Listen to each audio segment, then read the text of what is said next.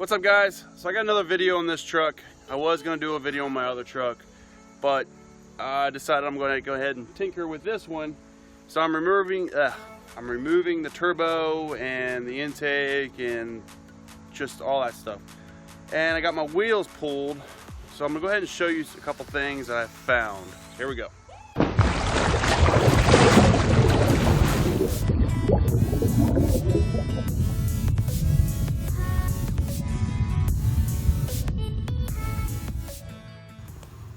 Alright, so here's the rotor, which is pretty awesome.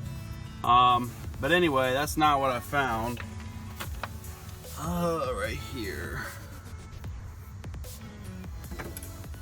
Oh yeah, look at that. Broke. Right there. So I've got to fix that, which is not going to be fun. I haven't decided yet what I'm going to do. I keep finding stuff. But I started to work on this whole front end. Just figuring out exactly what I need and what I don't need, so I don't order a whole bunch of useless parts for nothing. Because to redo this whole front end, not including this, is like $1,500 or something like that for all the new bushings and all that stuff. But, alright, so here's a main reason I hate when the crankcase is vented into the intake. So it goes to your turbo, and this is all the way on the cold side. So I mean, it's just full of oil. It's awesome. Look at that. I mean, just loads of oil. And that's the main reason that I hate the crankcase being vented into the turbo. And here you can see it right there. Right there. Just a puddle sitting. Obviously there's your crankcase. And I got oil all over the place, so I'm trying to just rip apart this and find out what we got. Well, I finally got the turbo off, and there it is. So next I'm pulling the high pressure oil pump and the fuel bowl and all that stuff. I'm still not 100% sure where I have some oil coming from. It's coming out the front of the motor, but I'm thinking what's happening is it's leaking from the high pressure oil pump and somehow coming up. I don't know. I'm not quite sure. Also, the air conditioning condenser isn't working. I think it's a wiring issue, not the actual condenser, so I'm gonna try to tackle that too. Also, since I've learned my lesson on my other truck, I'm gonna go ahead, once I put all this back together, do all the upgrades and stuff like that, so I don't have to pull this turbo ever again, like I've had to do 15 times on that truck.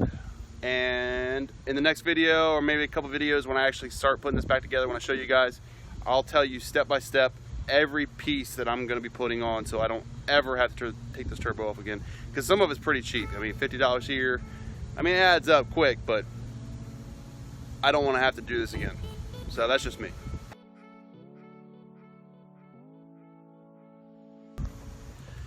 Alright, I found some of the issues. One, I think a squirrel was living in the valley.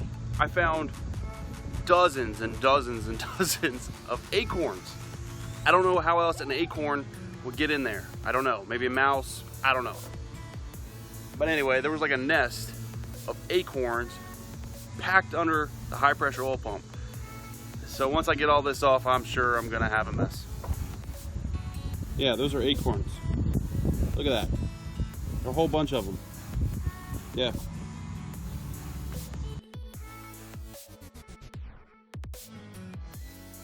Okay, in case I haven't ever showed it before on how to remove the fuel bowl, which there are other videos out there for this. But anyway, you see that screw, that bolt right there? And then you got this bolt over here behind your, oh, what is this?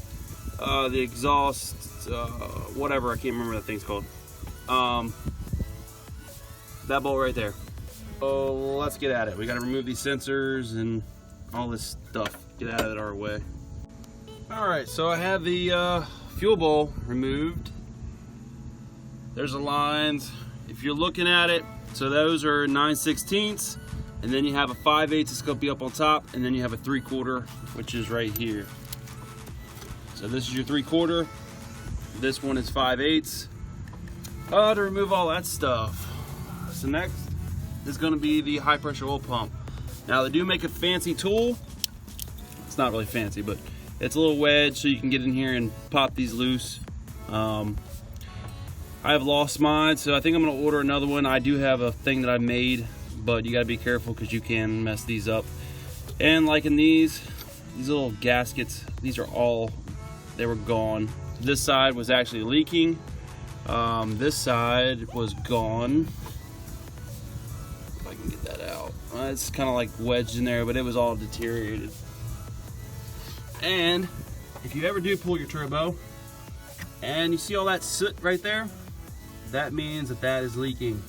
So I will end up changing these to the bellowed up pipes, just like my other truck, because I do like those a lot better, so you don't have this crap, because that is loss of power. Well guys, I think that's it for me today. I think I'm done messing with it. Tomorrow, maybe the next day, I'll get into it. I'm gonna order some parts that I need, stuff that I found. You know, I need the gaskets and stuff now, and I already have fuel line that I've upgraded on my other truck. So the next video, in the next video, I'll show the fuel upgrades that I did on that. I have the RIFFRAFF diesel, the fuel crossover. I also bumped my lines up to 3/8 and the AN6 fittings on all that stuff. So in the next video, I'll show all that. Until next time, guys.